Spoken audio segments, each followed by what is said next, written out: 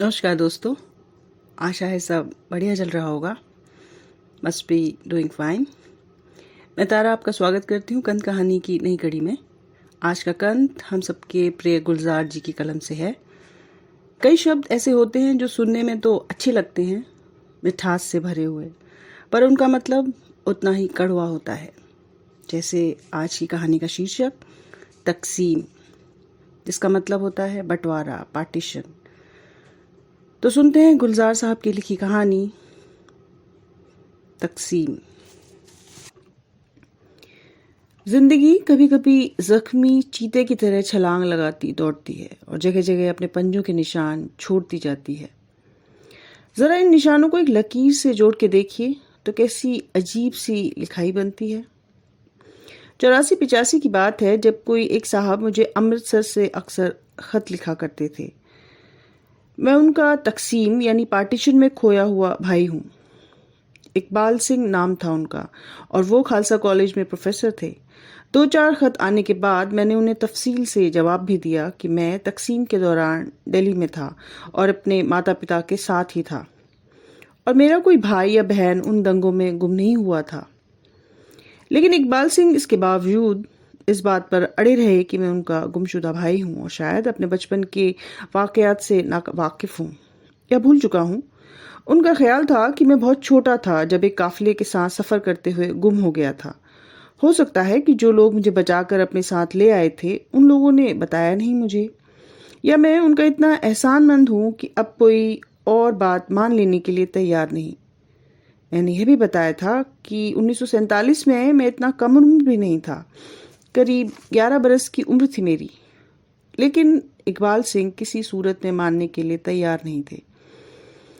मैंने जवाब देना बंद कर दिया। कुछ अरसे बाद खत आने भी बंद हो गए। करीब 1 साल गुजरा होगा कि मुंबई के एक फिल्मकार सई परांजपे से उनका एक पैगाम मिला। कोई हरभजन सिंह साहब हैं दिल्ली में, मुझसे मुंबई आकर मिलना चाहते हैं। मुलाकात क्यों करना चाहते हैं इसकी वजह सई ने नहीं बताई, लेकिन कुछ अलग से सवाल पूछे जिनकी मैं उनसे उम्मीद नहीं करता था। पूछने लगी, तकसीम के दिनों में तुम कहाँ थे? दिल्ली में, मैंने बताया। क्यों? यूं ही। सई बहुत खूबसूरत उर्दू बोलती हैं, लेकिन आगे अंग्रेजी में पूछा, एंड योर पेरेंट्स? दिल्ली में ही थे, मैं साथ ही था उनके। क्यों? थोड़ी देर बात करती रही, लेकिन मुझे लग रहा था जैसे अंग्रेजी का पर्दा डाल रही है हर बात पर, क्योंकि मुझसे हमेशा उर्दू में बात करती थी जिसे वह हिंदी कहती हैं। सई आखिर फूटी पड़ी, देखो गुलजार, यूं है कि I am not suppose to tell you, लेकिन दिल्ली में कोई साहब हैं जो कहते हैं तुम पार्टीशन में खोए हुए उनके बेटे हो। यह एक नई कहानी थी। करीब 1 महीने बाद बम्बई के मशहूर अदाकार अमोल पालेकर का फोन आया। कहने लगे, मिसेस दंडवते तुमसे बात करना चाहती हैं, दिल्ली में है। मिसेस दंडवते कौन? मैंने पूछा। Ex finance minister of Janata government mister मधु दंडवते की पत्नी। वह क्यों? पता नहीं, लेकिन वे किसी भी वक्त तुम्हें कहीं पर फोन कर सकती हैं। मेरा कोई सरोकार नहीं था मिस्टर या मिसेस मधु दंडवते के साथ, कभी मिला भी नहीं था। मुझे हैरत हुई। अमोल पालेकर को मैंने दफ्तर और घर पर मिलने का वक्त बता दिया। अफसाना बल खा रहा था। मुझे नहीं मालूम था यह भी उसी सही वाले अफसाने की कड़ी है, लेकिन अमोल चूंकि अदाकार हैं और अच्छा अदाकार, अच्छी अधिकारी कर गया और मुझे इसकी वजह नहीं बताई। लेकिन मुझे यकीन है कि वह उस वक्त भी वजह जानता होगा। कुछ रोज बाद प्रमिला दंडवते का फोन आया। उन्होंने बताया कि दिल्ली से एक सरदार हरभजन सिंह जी मुंबई आकर मुझसे मिलना चाहते हैं, क्योंकि उनका ख्याल है कि मैं तकसीम में खोया हुआ उनका बेटा हूँ। वह नवंबर का महीना था, इतना याद है। मैंने उनसे कहा मैं जनवरी में दिल्ली आ रहा हूँ इंटरनेशनल फिल्म उत्सव में। 10 जनवरी तक दिल्ली में होऊंगा, तभी मिल लूंगा। उन्हें यहाँ मत भेजिए। मैंने उनसे यह भी पूछा कि सरदार हरभजन सिंह हैं कौन। उन्होंने बताया जनता राज के दौरान वह पंजाब में सिविल सप्लाई मिनिस्टर थे। जनवरी में जब मैं दिल्ली गया, अशोक होटल में ठहरा था। हरभजन सिंह साहब के यहाँ से फोन आया कि वह कब मिल सकते हैं। तब तक मुझे अंदाज़ा हो चुका था कि वह कोई बहुत आस्थावान बुजुर्ग इंसान है। बात करने वाले उनके बेटे थे। बड़ी इज्जत से मैंने अर्ज़ किया, आज उन्हें जहमत न दें, कल दोपहर के वक्त आप तशरीफ़ लाएं, मैं आपके साथ चलकर उनके दौलत खाने पर खुद मिल लूँगा। हैरत हुई जानकर कि सही भी वहाँ थी, अमोल पालेकर भी वहीं थे और मेरे अगले रोज़ की इस अपॉइंटमेंट के बारे में वह दोनों जानते थे। अगले रोज़ दोपहर को जो साहब मुझे लेने आए वह उनके बड़े बेटे थे। उनका नाम इकबाल सिंह था। पंजाबियों की उम्र हो जाती है लेकिन बूढ़े नहीं होते। उठकर बड़े प्यार से मिले, मेरे बेटे की तरह ही पैरी पौना किया। उन्होंने माँ से मिलाया, यह तुम्हारी माँ है बेटा। माँ को भी पैरी पौना किया। बेटे उन्हें दारजी कह के बुलाते थे। दूसरे बेटे बहुएं, बहुत बड़ा अच्छा खासा एक परिवार था। काफ़ी खुला बड़ा घर भी था।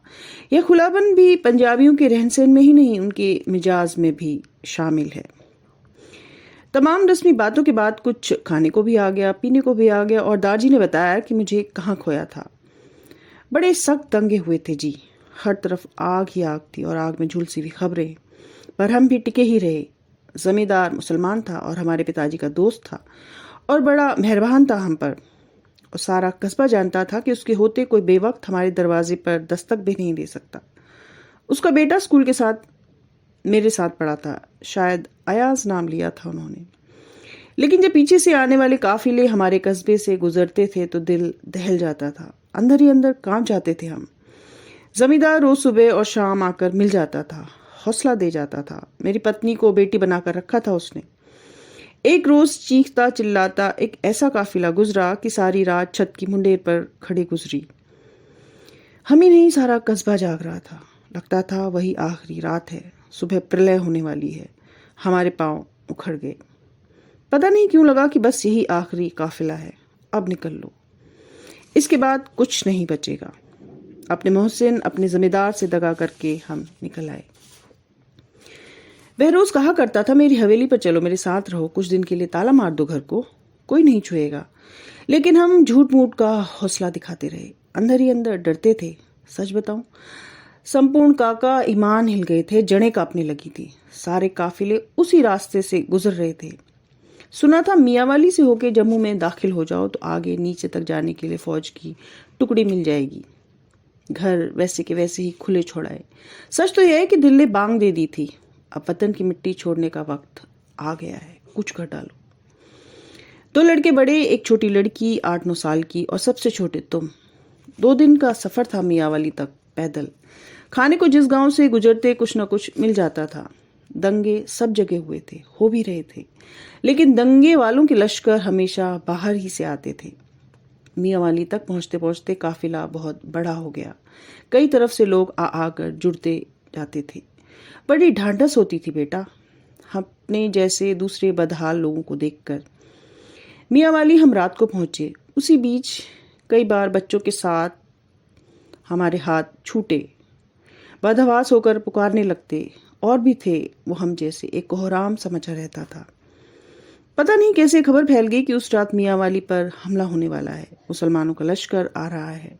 खौफ और डर का ऐसा सन्नाटा कभी नहीं सुना। रात ही रात सब चल पड़े। तारजी कुछ देर के लिए चुप हो गए, उनकी आंखें नम हो रही थी, लेकिन माँ चुपचाप टकटकी बांधे मुझे देखे जा रही थी। कोई इमोशन नहीं था उनके चेहरे पर। दारजी बड़े धीरे से बोले, बस उसी रात उस कूच में दोनों बच्चे हमसे छूट गए। पता नहीं कैसे, पता हो तो। वह बात अधूरा छोड़कर चुप हो गए। मुझे बहुत तफसील से याद नहीं बेटे, बहुएं कुछ उठी, कुछ जगह बदल के बैठ गए, दारजी ने बताया। जम्मू पहुंचकर बहुत अरसा इंतजार किया। एक एक कैंप जाकर ढूंढते थे और आने वाले काफिलों को देखते थे। बेशुमार लोग थे जो काफिला की शक्ल में ही कुछ पंजाब की तरफ चले गए, कुछ नीचे उतर गए, जहां जहां जिस किसी के रिश्तेदार थे। जब मायूस हो गए हम तो पंजाब आ गए। वहां के कैंप खोजते रहे, बस एक तलाश ही रह गई। बच्चे गुम हो चुके थे, उम्मीद छूट चुकी थी। 22 साल बाद एक जत्था हिंदुस्तान से जा रहा था गुरुद्वारा पंजा साहब की यात्रा करने। बस दर्शन के लिए। अपना घर देखने को भी कई बार ख्याल आया था, लेकिन यह भलीमानस हमेशा इस ख्याल से ही टूट के निढाल हो जाती थी। उन्होंने अपनी बीवी की तरफ इशारा करते हुए कहा और फिर एक गिल्ट भी हमसे छूटा नहीं कि हमने अपने कस्बे के जमींदार का एतबार नहीं किया। सोच के शर्मिंदगी का एहसास होता था। बहरहाल हमने जाने का फैसला कर लिया और जाने से पहले मैंने एक खत लिखा, जमींदार के नाम और उनके बेटे अयाज के नाम भी। अपने चले आने के हालात भी बताए, परिवार के सभी और दोनों गुमशुदा बच्चों का जिक्र भी किया, सत्या और संपूर्ण का। ख्याल था शायद अयाज तो पहचान न सके, लेकिन जमींदार अफजल हमें नहीं भूल सकता। खत मैंने पोस्ट नहीं किया, सोचा वहीं जाके करूंगा। 20-25 दिन का दौरा है, अगर मिलना चाहेगा तो चाचा अफजल जरूर जवाब देगा। बुलवाया तो जाएंगे, वरना अब क्या फायदा कब्र खोल के, क्या मिलना है। एक लंबी सांस लेकर हरभजन सिंह जी फिर बोले, वह खत मेरी जेब में ही पड़ा रहा, पता नहीं जी मन माना ही नहीं। वापस मैं कराची से होकर आया और जिस दिन लौट रहा था पता नहीं क्या सूझी, मैंने डाक में डाल दिया। ना चाहते हुए भी एक इंतजार रहा, लेकिन कुछ माह गुजर गए तो वह भी खत्म हो गया। 8 साल के बाद मुझे जवाब आया, अफजल चाचा का। मैंने चौंक कर पूछा। वह चुप रहे। मैंने फिर पूछा, अयाज का?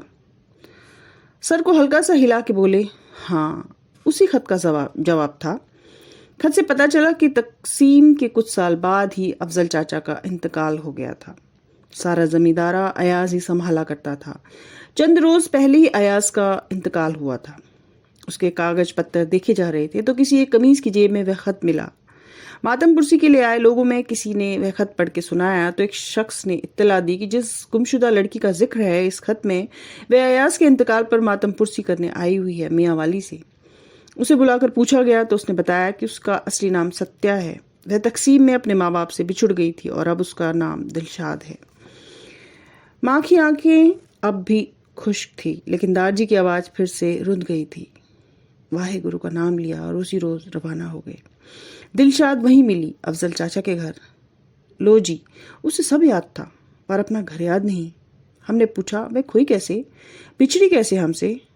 तो वह उसने बताया, मैं चल चल के थक गई थी, मुझे बहुत नींद आ रही थी। मैं घर के आंगन में तंदूर लगा था, उसके पीछे जाके सो गई। जब उठी तो कोई भी नहीं था। सारा दिन ढूंढ के फिर वहीं जाके सो जाती थी। 3 दिन बाद उस घर के लोग आए तो उन्होंने जगाया। मियाँ बीवी थे, फिर वही रख लिया कि शायद कोई ढूंढता हुआ आ जाए, पर कोई नहीं आया। उन्हीं के घर नौकरानी सी हो गई, खाना कपड़ा मिलता था, बहुत अच्छी तरह रखा वैसे उन्होंने। फिर कुछ साल बाद, शायद 8-9 साल बाद, मालिक ने मुझसे निकाह पढ़ा के अपनी बेगम बना लिया। अल्लाह के फजल से 2 बेटे हैं, एक पाकिस्तान एयरफोर्स में है, दूसरा कराची में अच्छे ओहदे पर नौकरी कर रहा है। राइटर्स को कुछ क्लिशे टाइप सवालों की आदत होती है जिसकी वैसे ज़रूरत नहीं होती। वह हैरान नहीं हुई आपको देखकर या मिलकर? रोई नहीं? नहीं, हैरान तो हुई, लेकिन ऐसी कोई ख़ास प्रभावित नहीं हुई। दारजी ने कहा, बल्कि जब भी सोचता हूँ उसके बारे में तो लगता है बार बार मुस्कुरा देती थी हमारी बातें सुनकर, जैसे हम कोई कहानी सुनाने आए हैं। उसे लगा ही नहीं कि हम ही उसी के माँ बाप हैं। और संपूर्ण उसके साथ नहीं था? नहीं, उसे तो याद भी नहीं। माँ ने फिर वही कहा जो इन बातों के दरमियान वो 2-3 बार कह चुकी थी, पिन्नी, तू मान क्यों नहीं जाता? क्यों छुपाता है हमसे? अपना नाम भी छुपा रखा है तूने। जैसे सत्या दिलशाद हो गई, तुझे भी किसी ने गुलजार बना दिया होगा। थोड़ी देर बाद फिर बोली, गुलजार किसने नाम दिया तुझे? नाम तो तेरा संपूर्ण सिंह है। मैंने दारजी से पूछा, मेरी खबर कैसे मिली आपको? या कैसे ख्याल आया कि मैं ही आपका बेटा हूँ? ऐसा है पुत्र, वाहे गुरु की कर्री 30-35 साल बाद मिल गई तो उम्मीद बन गई शायद वाहे गुरु बेटे से भी मिला दे। इकबाल ने एक दिन तुम्हारा इंटरव्यू पढ़ा किसी पर्चे में और बताया तुम्हारा असली नाम संपूर्ण सिंह है और तुम्हारी पैदाइश भी उसी तरफ की है, पाकिस्तान की। तो उसने तलाश शुरू कर दी। हाँ, मैंने तुम्हें यह नहीं बताया ना कि इसका नाम इकबाल अफजल चाचा का दिया हुआ था। माँ ने बोला, काका तू जहां मर्जी है रह, तू मुसलमान हो गया है तो कोई बात नहीं, पर मान तो ले कि तू ही मेरा बेटा है पिन्नी।